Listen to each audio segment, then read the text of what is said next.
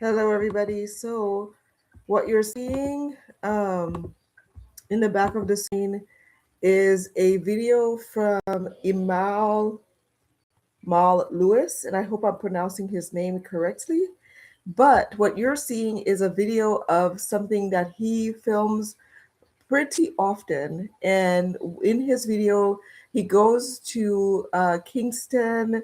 This is in Pennsylvania, in Philadelphia, and he films the drug crisis. And so, right now, what you're seeing on the screen is an example of what he films. And if you go to his Facebook page, you'll see a lot of reels. I'm not sure if he has a YouTube. I'll have to look and see.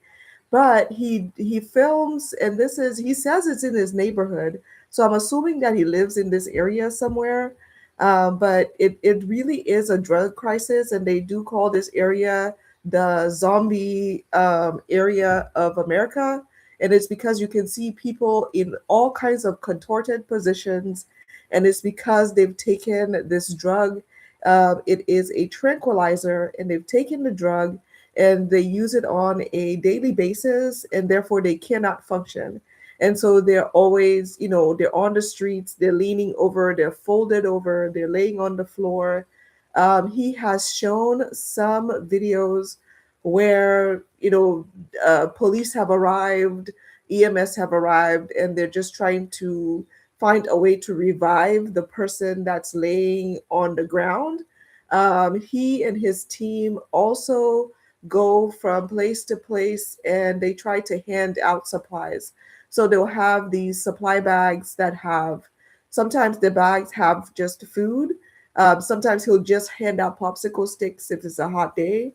And then sometimes he also hands out hygiene products and things like that. Every once in a while, he'll put up a video where he has helped somebody to go into rehab. He has helped somebody who will say yes, and they want, to get a shower and just start the process of getting their lives back together. Um, Sometimes he does approach people and they do not want the help. They don't want the help that he's offering. And it is really, really sad to see.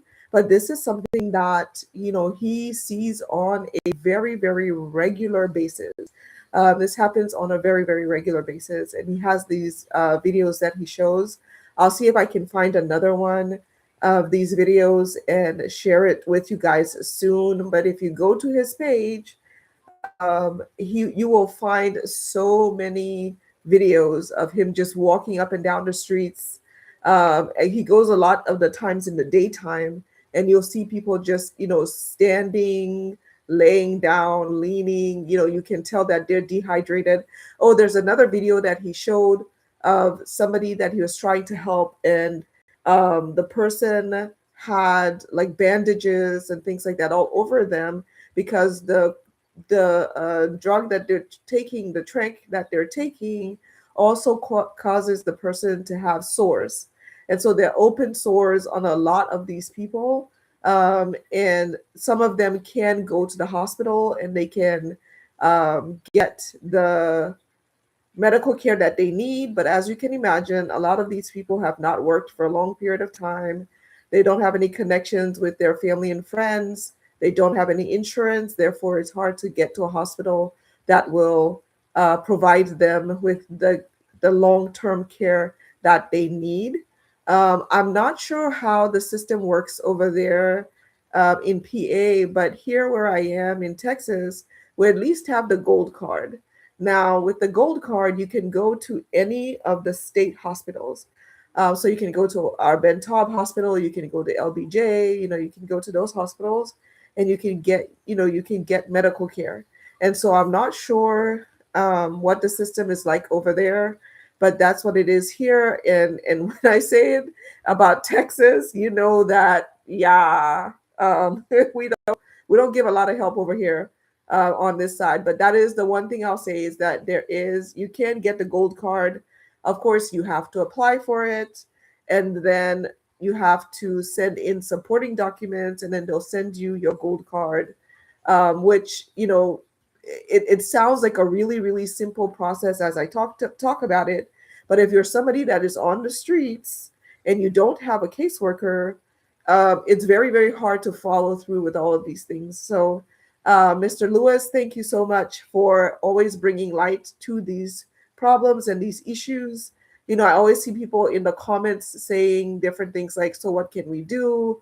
Why are you filming these people? Why, they don't want help. Like, there's so many comments and things like that that people make. And, he is saying, I just want people to be aware of the situation, and he doesn't want the situation to fall into the background, because it's very easy for us to continue on with our lives and just forget that these things are currently happening on the streets of America.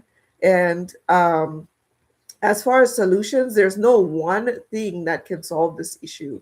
It's going to take multiple things to happen all at once, and some of the things we already have. It's just a matter of integrating them and making them work better with one another, like communicate better with one another. Because some of the systems that would help these people already exist at some level. They just are not intertwined. They're hard to get to all of them, and various things like that. But yeah, so this is what I wanted to share today. Thank you guys for listening. This is Gladys with the Digital Town Crier. If you have any stories that you would like for me to share, if you have been on the streets on drugs, managed to get to some form of recovery and sobriety, you're still working on your sobriety. I think in the addiction world, they say you work on your sobriety for the rest of your life. Do let me know. All right. Thank you guys so much for listening. Leave me a comment and let me know you were here.